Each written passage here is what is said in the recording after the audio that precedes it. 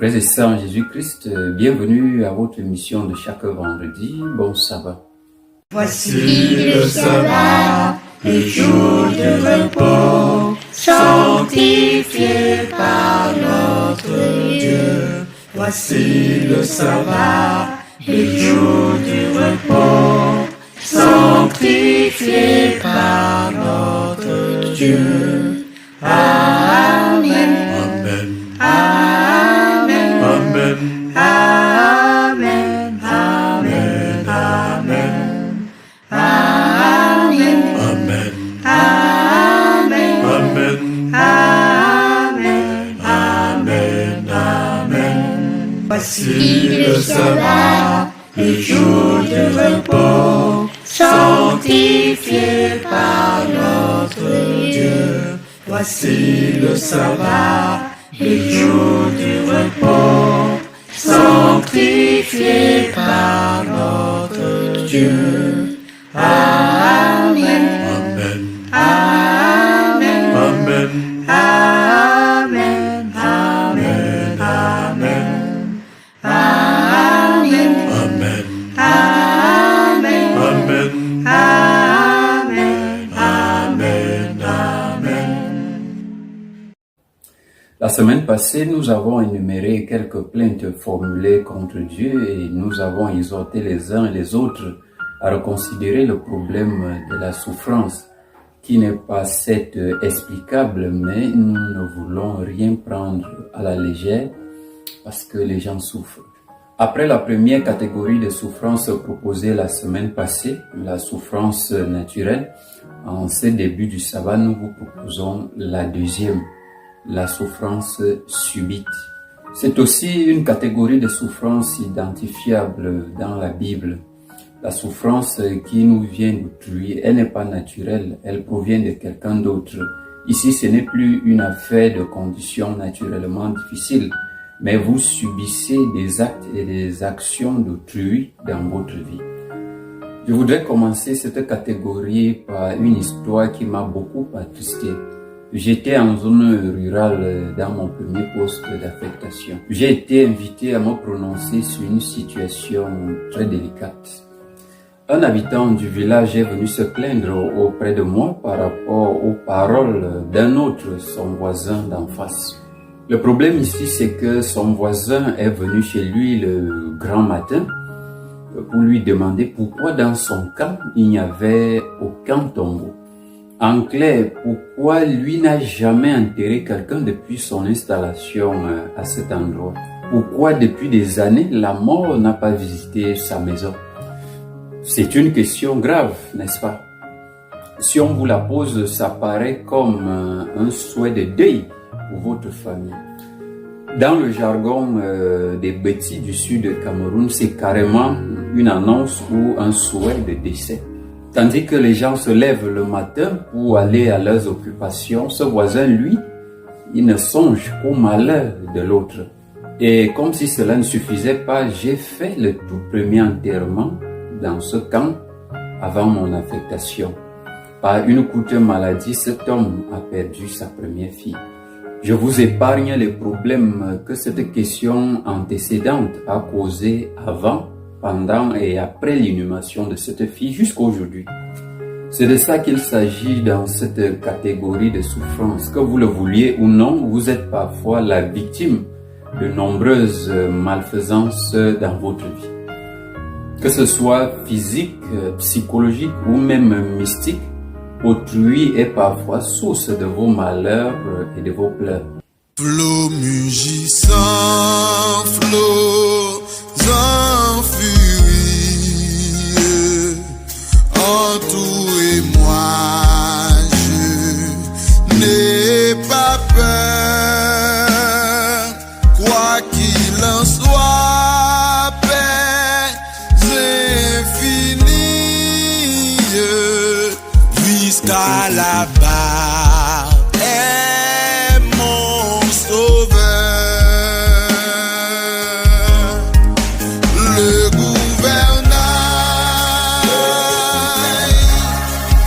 Le gouvernail de Manasseh, auquel repos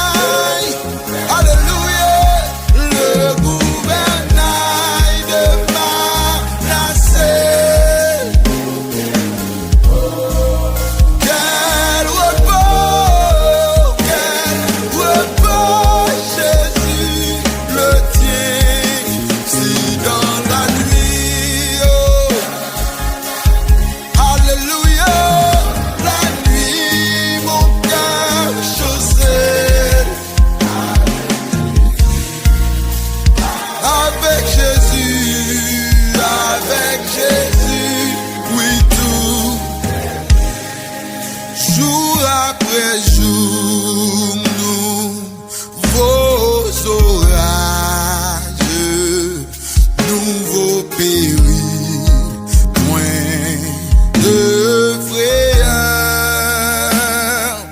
Bientôt j'atteins le grand rivage, puisqu'à la barre est mon sauveur. Alléluia. Le gouvernail, le gouvernail, le gouvernail de Manasseh. Oh,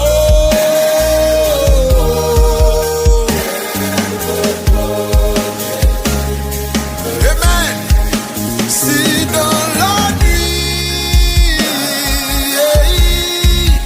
dans la nuit, mon cœur chancelle avec Jésus.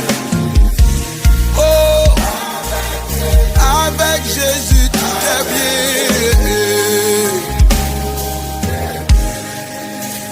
Avec Jésus pour mon pilote, pour moi tout est paix et bonheur. En sûreté, mon esprit flotte, puisqu'à la barre est mon sauveur.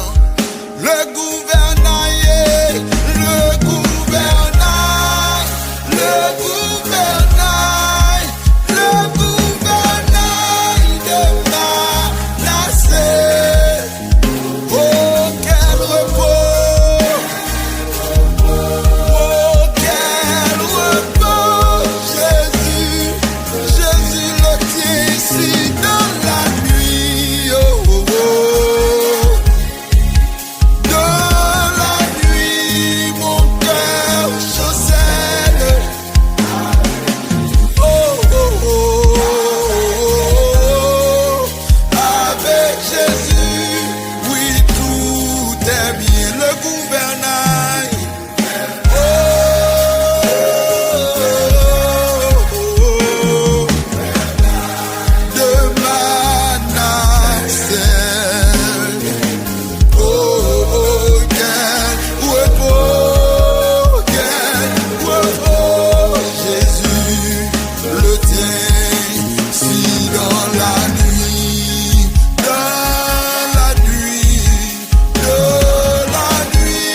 mon cœur chancelle. Avec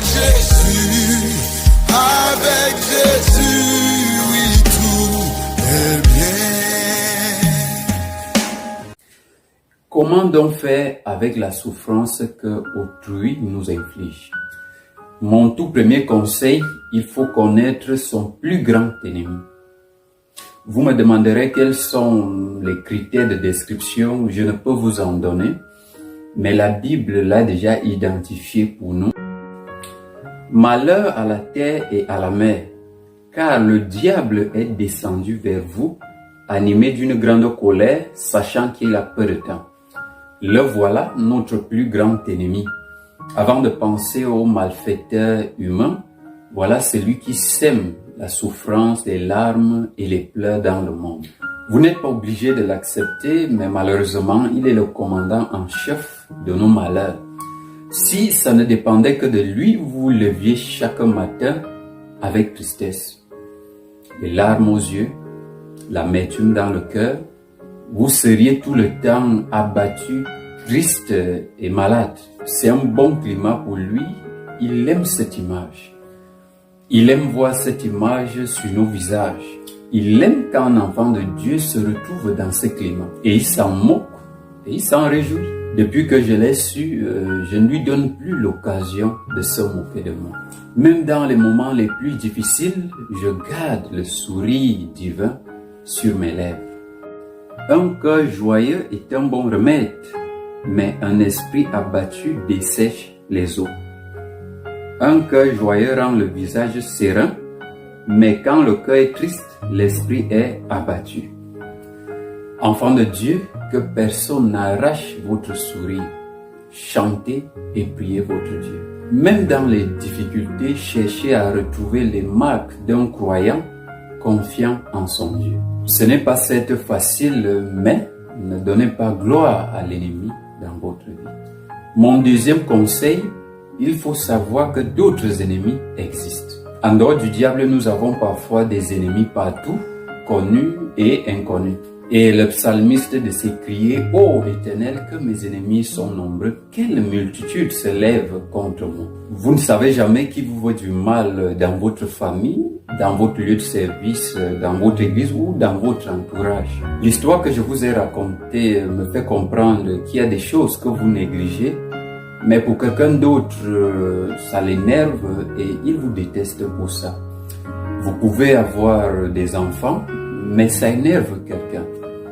Vous pouvez avoir un foyer, un boulot, même la santé, et ça énerve quelqu'un. Très souvent, certains ne se retiennent pas de vous faire du mal. Donc, j'aimerais vous engager à beaucoup de prudence et de vigilance. L'homme prudent voit le mal et se cache, mais les simples avancent et sont punis. Voici, je vous envoie comme des brebis au milieu des loups. Soyez donc prudents comme les serpents et simples comme les colombes. Il y a toujours un verset qui m'étonne, je vous le donne et vous chercherez à comprendre de quoi il parle. Mets rarement le pied dans la maison de ton prochain, de peur qu'il ne soit rassasié de toi et qu'il ne te haïsse. Mon troisième conseil est le meilleur que je puisse vous donner. Il faut connaître son plus grand ami. Le voleur ne vient que pour dérober, égorger et détruire. Moi, je suis venu afin que les brebis aient la vie et qu'elles soient dans l'abondance. Voilà le grand ami de nous tous, le protecteur et le pourvoyeur par excellence, la source même de notre vie et de notre joie. Que Satan soit votre ennemi, Jésus-Christ vous suffit.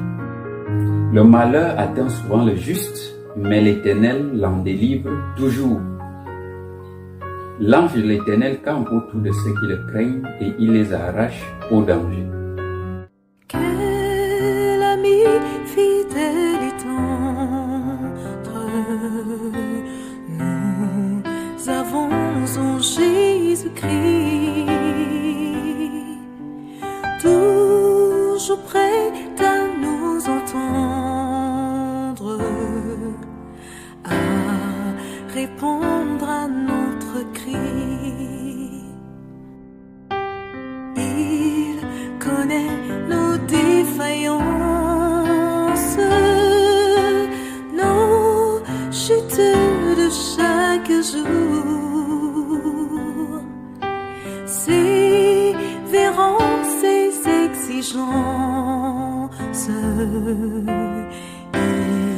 Il est riche en son amour. Quel ami fidèle et tendre nous avons en Jésus-Christ, toujours prêt à nous comprendre quand nous sommes sans souci. Disons-lui toutes nos craintes, ouvrons-lui tout notre cœur. Bientôt ces paroles saintes nous rendront le vrai bonheur. Quel ami fidèle et tendre nous avons en Jésus-Christ, toujours prêt à nous défendre quand nous presse l'ennemi.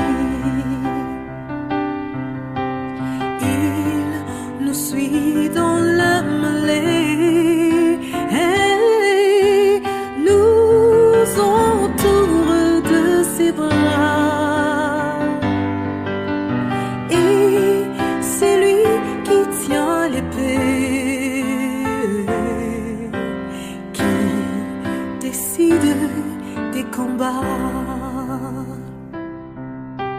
Quel ami fidèle et tendre, nous avons en Jésus-Christ, toujours prêt à nous apprendre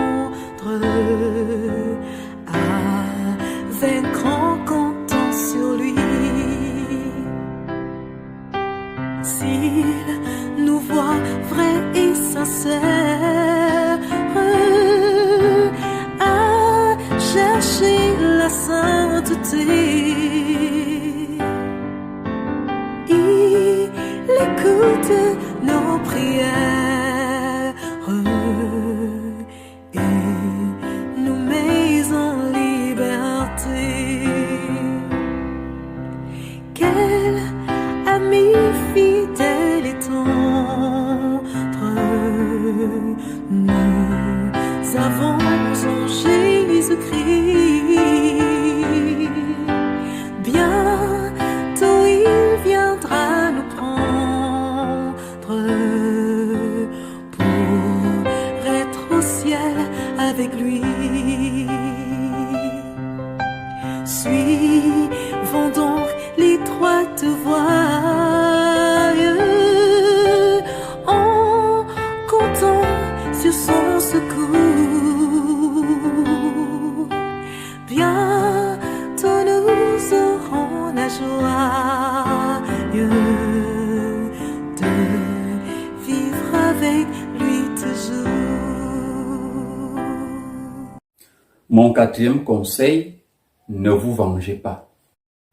Ne vous vengez point vous-même, bien-aimés, mais laissez agir la colère, car il est écrit, « À moi la vengeance, dit le Seigneur, à moi la rétribution, dit le Seigneur. » Il peut arriver que vous connaissiez celui qui vous inflige un malheur. La Bible recommande de ne point se venger.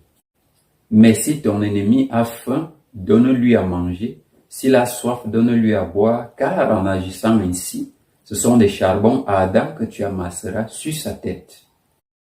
Mon cinquième conseil, enfin, persévérer à faire du bien. Ne te laisse pas vaincre par le mal, mais surmonte le mal par le bien. Pour avoir été abusé, plusieurs personnes se sont résolues à ne plus aider. Au vu de l'ingratitude croissante et de ce qui nous revient en retour d'un bienfait, on ne se sent plus motivé à refaire le même bien. Non, la Bible vous demande de persévérer à faire le bien. C'est le bien qui appelle le bien dans votre vie. Le but de Satan, c'est que nous soyons tous des malfaiteurs et des méchants dans ce monde. Ne lui donnez pas cette occasion.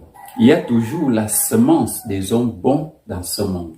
Des gens qui, au lieu de s'aimer et d'infliger des malheurs aux autres, apportent plutôt du secours et de la compassion sans distinction ni préjugés. Soyez de ceux-là. Soyez de ceux qui arrosent la vie des autres de bonheur et de joie. Que Dieu vous bénisse, bon sabbat et à vendredi prochain.